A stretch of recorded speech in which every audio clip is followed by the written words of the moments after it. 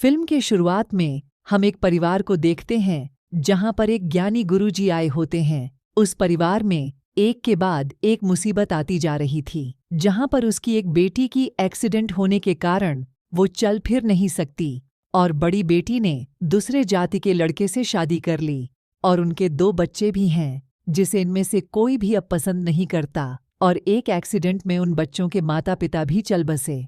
फिर वो गुरुजी बताते हैं कि ये सब इसीलिए हो रहा है क्योंकि आप सभी अपने कुलदेवी को भूल गए हैं। आप सभी को अपने कुलदेवी के मंदिर जाकर वहां पर पूजा करना होगा और देवी से प्रार्थना करना होगा, तभी आपकी सारी समस्या दूर होगी और उन बच्चों को भी अपने साथ ले जाना होगा।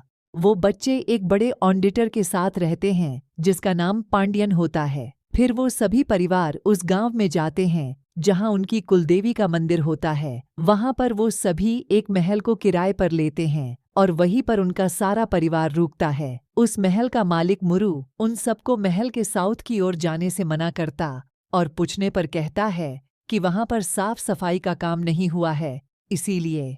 थोड़ी देर बाद वहां पर पांडियन भी बच्चों के साथ आ जाता है। फिर बच्चे अपने नानी के पास जाते हैं, लेकिन उस परिवार के सभी लोग उन बच्चों को उनसे दूर रहने को कहता है, जिससे वो बच्चे पांडियन के पास चले जाते हैं। अगले दिन सुबह सभी परिवार वाले मंदिर जाने के लिए निकलते हैं, लेकिन वो पांडियन को अपने साथ नहीं ले जाते, जिससे बच्चे भी उन लोगों के साथ नहीं जाते और वो पांडियन के साथ वहीं महल पर रहते हैं। फिर सभी परिवार वाले मंदिर के पास पहुंच जाते हैं, लेकिन वो मंदिर को देखकर हैरान हो जाते हैं क्योंकि वो मंदिर बिल्कुल ही सुनसान थी और उसकी किसी ने साफ सफाई भी नहीं की थी। तभी वहां पर एक साधु बाबा आते हैं और वो सभी से कहते हैं कि अब जाके आप सब यहाँ आए हैं, और वो बाबा किसी के नहीं आने की बात करता है और कहता है कि उसके आने के बाद ही सब ठीक हो जाएगा। फिर वो बाबा वहां से चला जाता है। फिर वो परिवार वाले वहां पास के एक पुजारी से इस मंदिर के हालत के बारे में पूछते हैं, जिसमें वो पुजारी कहता है कि मैं यहाँ 60 साल से हूँ और यह मंदिर ऐसा का ऐसा ही है। अगर इस मंदिर में कोई भी व्यक्ति एक दिया तक जलाने की कोशिश करता है तो चंद्रमुखी उसे मार देती है, क्योंकि अगर मंदिर में रोशनी हो गई तो राजा वैटैया की आत्मा शक्तिशाली हो जाएगी और चंद्रमुखी ऐसा होने नहीं देगी। इसीलिए पुजारी उन सबको यहाँ से चले जाने को कहता है, लेकिन वो परिवार वाले ऐसा नहीं करते और पुजारी से कहते हैं कि हम यहाँ से कहीं नहीं जाएंगे, हम इस मंदिर की साफ सफाई जरूर करवाएंगे। दूसरी तरफ पांडियन से लक्ष्मी नाम की एक लड़की मिलती है जो उस महल के पीछे वाले घर में अपने बाबा के साथ रहती है। पांडियन उस लड़की को पहली मुलाकात से ही पसंद करने लगता है और वो लड़की लक्ष्मी पांडियन को उस महल को अंदर से दिखाने को बोलती है और फिर पांडियन मान जाता है और वो दोनों रात को सभी लोगों के सोने के बाद उस महल में घूमने लगते हैं और वो महल के दक्षिण दिशा की तरफ जाते हैं, लेकिन लक्ष्मी वहां डर जाती है और वो दोनों वहां से चले जाते हैं। सुबह होने पर रागिनी, जो उन बच्चों की नानी है, वो एक आदमी गोपाल को उस मंदिर की साफ सफाई के काम के लिए बुलवाती है। गोपाल उस काम को करने के लिए हाँ कर देता है। फिर रात होने पर गायत्री नाम की लड़की महल की दक्षिण दिशा में चली जाती है। वहां वो उस कमरे में पहुंच जाती है जहां पहले पाठ में पूजा करके चंद्रमुखी को भगाया गया था। जब वो वहां जाती है तो वो नीचे पड़े एक घुंघरू को देखती है और जैसे ही वो उस घुंघरू को उठाती है तो चंद्रमुखी की तस्वीर ऊपर चंद्रमुखी के कमरे में दिख जाता है। वो वहां से डर कर चली जाती है। फिर बाहर एक लड़की की चिल्लाने की आवाज आती है, जिससे सभी लोग बाहर आ जाते हैं। तभी वहां की एक औरत बताती है कि वो मेरी सास है। वो एक दिन दक्षिण की एक कमरे में साफ सफाई कर रही थी, तब उन्होंने एक परछाई को देख लिया और उनकी हालात तब से खराब हो गई है। आप लोगों को घबराने की कोई जरूरत नहीं है। फिर सभी लोग वापस सोने के लिए चले जाते हैं। सुबह होने पर पांडियन बच्चों को ढूंढने के लिए निकल पड़ता है। वो बच्चे अपनी नानी के पास गए होते हैं। यह पता चलने पर उसके परिवार वाले उन बच्चों को वहां से निकालते हैं। वहां पर पांडियन भी आ जाता है और वो सभी को समझाने की कोशिश करता है। वो कहता है कि तुम लोगों के परिवार की समस्या कारण शायद यही है कि तुम लोगों ने कभी इन बच्चों को नहीं अपनाया है। इसकी माँ की आत्मा जरूर आप सबसे नाराज होगी। ये बच्चे सिर्फ आप लोगों से प्यार पाना चाहते हैं और आप सभी इन बीन माँ बाप के बच्चों पर इस तरह से जुल्म कर रहे हो। इस तरह पांडियन के समझाने पर सभी परिवार वाले उन बच्चों को अपना लेते हैं। दूसरी तरफ जो लोग मंदिर की साफ सफाई का काम कर रहे होते हैं, उनमें से 2 लोगों की मौत हो जाती है। इस बात को सुनते ही सभी परिवार वाले वहां मंदिर में जाते हैं। वहां पर वो पुजारी भी होता है। वो उन सभी से कहता है कि मैंने आप सभी को चेतावनी दी थी, लेकिन आप नहीं माने और इन लोगों की मौत हो गई है। अब भी वक्त है, आप लोग वापस लौट जाए। चंद्रमुखी इस मंदिर में साफ सफाई नहीं होने देगी। वहां उन लोगों के साथ पांडियन भी आया होता है, जो उस पुजारी से पूछता है कि ये आत्मा क्या भगवान से भी शक्तिशाली है। तब वो पुजारी बताता है कि चंद्रमुखी के साथ वैटैया ने अच्छा नहीं किया था, इस वजह से उसकी कुलदेवी उनसे नाराज हो गई और मंदिर बंद हो गया।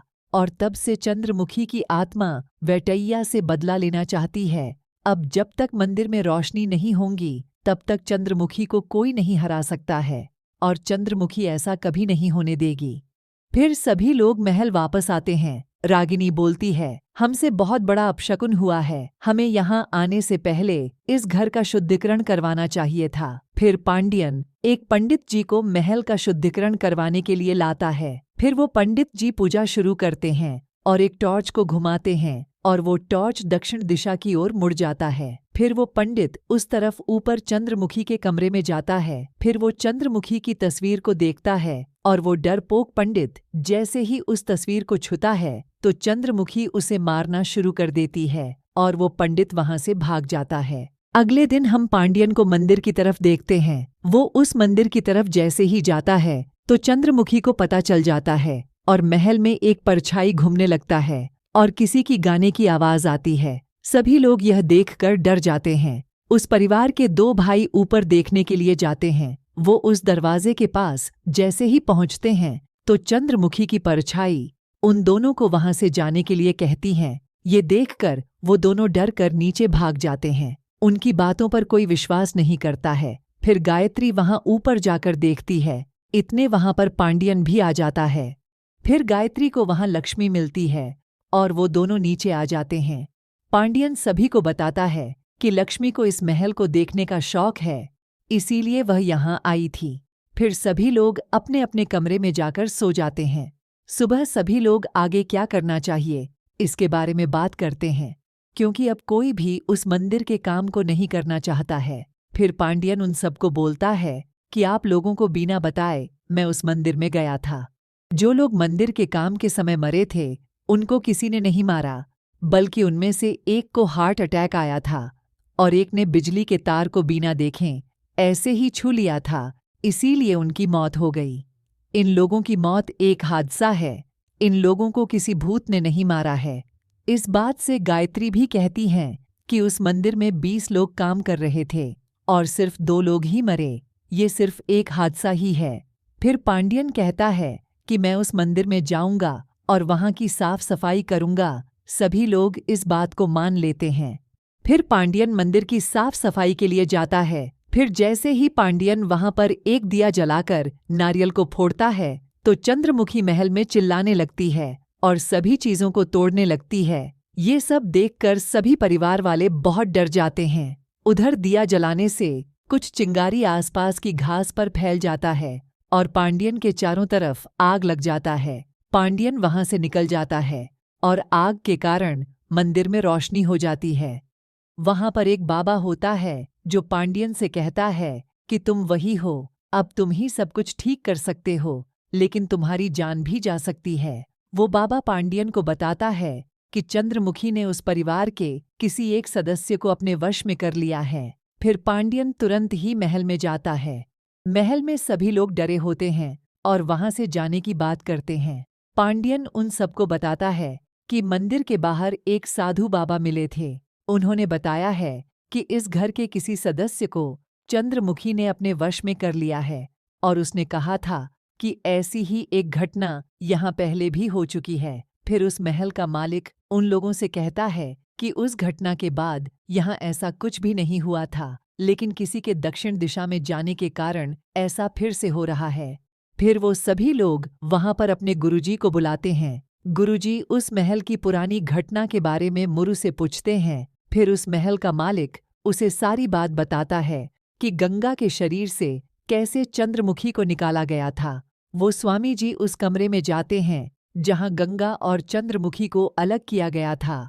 वो कमरा वैसा का वैसा ही था। उस कमरे में किसी के पैरों के निशान होते हैं और वो स्वामी जी समझ जाते हैं कि यहाँ कोई आया था। फिर वो स्वामी जी सभी लोगों को एक एक करके उस जगह के सामने खड़े होने को कहते हैं और जैसे ही वहां दिव्या जो चल नहीं सकती थी वह वहां पर जाती है तो चंद्रमुखी उस पर आ जाती है और सभी लोगों को पता चल जाता है। ये देखकर सभी लोग चौंक जाते हैं। फिर दिव्या बेहोश हो जाती है और उसे उसके कमरे में ले जाते हैं। फिर गायत्री स्वामी जी को बताती है कि उस कमरे में सबसे पहले मैं गई थी और वहां से एक घुंघरू को उठाया था, लेकिन वह घुंघरू मुझसे नीचे गिर गया और मैं वहां से चली गई। तभी वो स्वामी जी कहते हैं कि वह घुंघरू मैंने दिव्या के पास देखा है। उसने उस घुंघरू को माला बनाकर पहन लिया, इसी वजह से चंद्रमुखी उस पर हावी हो गई। दूसरी तरफ दिव्या को होश आ जाता है और उसे कुछ याद नहीं रहता। वह अब चलने लग जाती है और बहुत ज्यादा खुश हो जाती है। स्वामी जी दिव्या को बताते हैं कि इस घर में किसी को कोई समस्या नहीं है। स्वामी जी सभी लोगों को दिव्या के साथ पुराने जैसे बर्ताव करने को कहते हैं। फिर रात होने पर दिव्या चंद्रमुखी बन जाती है और तलवार लेकर ऊपर जाती है और पांड्यन उसका पीछा करता है। दिव्या उस कमरे में जाती है और किसी को जान से मारने की बात करती है और पांड्यन को देखकर बेहोश हो जाती है। पांड्यन उसे नीचे लाता है और सभी घरवाले नीचे पहुंच जाते हैं।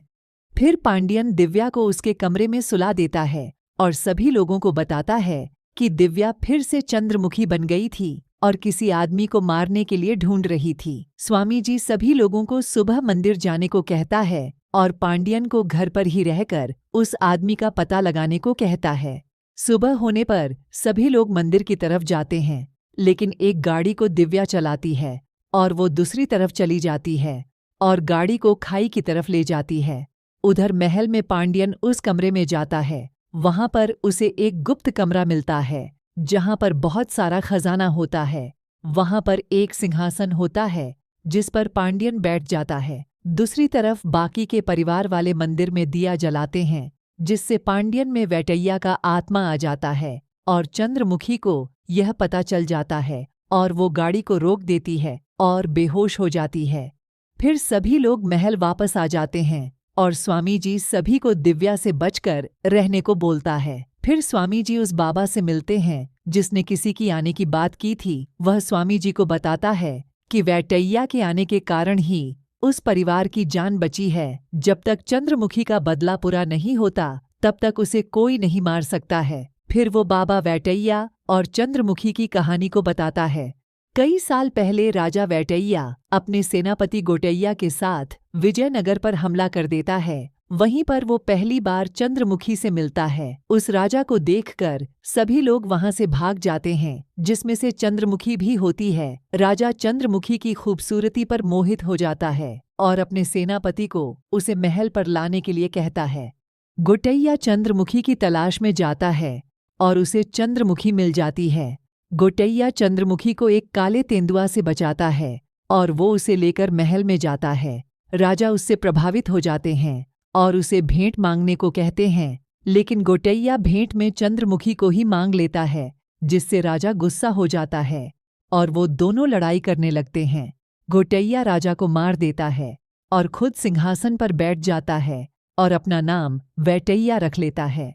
चंद्रमुखी अब नए राजा से कहती है कि मैं गुणशेखर से प्यार करती हूँ। वैटैया यह बात सुनकर गुस्सा हो जाता है और चंद्रमुखी को अपने महल में ही रखता है। फिर एक रात गुणशेखर एक दासी की मदद से चंद्रमुखी से मिलने आता है। ये बात जैसे ही राजा को पता चलता है तो वह चंद्रमुखी को अपने दरबार में बुलाता है और उसे उस दासी के कटे हुए सिर को दिखाता है। वैटैया गुणशेखर को भी सैनिकों से मारता है। चंद्रमुखी ये देखकर डर जाती है और फिर राजा गुणशेखर को मार देता है और चंद्रमुखी को जला देता है। इसी वजह से चंद्रमुखी की आत्मा अब बदला लेना चाहती है। फिर स्वामी जी महल में जाता है और सभी परिवार वालों को बताता है कि वैटैया की आत्मा अब पांड्यन में आ गई है। ये सुनकर सभी परिवार वाले घबरा जाते हैं। स्वामी जी सभी लोगों को संभल कर रहने को कहता है। रात होने पर दिव्या जो चंद्रमुखी है वो एक परिवार वाले पर हमला करती है, लेकिन पांड्यन उसे बचा लेता है। फिर वहां पर सभी परिवार वाले आते हैं और दिव्या को बता देते हैं कि तुम्हारे अंदर ही चंद्रमुखी है, और वो उस घुंघरू की माला को फेंक देते हैं। फिर स्वामी जी वहां आते हैं और कहते हैं कि इससे कुछ नहीं होगा। अब चंद्रमुखी यानी दिव्या पांड्यन को मारने की कोशिश करेगी। दिव्या यह बात सुनकर कहती हैं कि मैं ऐसा नहीं होने दूंगी, और वो खुद को मारने की कोशिश करती है, लेकिन पांड्यन उसे रोकता है। स्वामी जी उसे बताता है कि ऐसा करने से कोई फायदा नहीं होगा। चंद्रमुखी इस दुर्गाष्टमी के दिन वैटैया को मारकर ही रहेगी। अगले दिन पांड्यन उस बाबा के पास जाता है। फिर बाबा उसे सारी बात बताता है और कहता है कि कल यानी दुर्गाष्टमी के दिन चंद्रमुखी पांड्यन को मार देगी। अगले दिन स्वामी जी, गायत्री और मुरु दिव्या को चंद्रमुखी के रूप में नाचती हुए दिखते हैं। वो सभी ये देखकर डर जाते हैं। बाकी के परिवार वाले कुलदेवी के मंदिर में पूजा करते हैं। इधर पांड्यन अब वैटैया बनकर चंद्रमुखी के पास जाता है। अब वो दोनों लड़ने लगते हैं। उसी जगह पर स्वामी जी ने एक पवित्र घेरा बनाया होता है ताकि वो वैटैया की आत्मा को पांड्यन से अलग कर सके। जैसे ही पांड्यन उस घेरे में जाता है तो वैटैया की आत्मा उससे अलग हो जाता है, लेकिन चंद्रमुखी अब भी उसे ही वैटैया समझती है और उस पर हमला करती है। लड़ते हुए वो दोनों एक पर्दे के पास जाते हैं।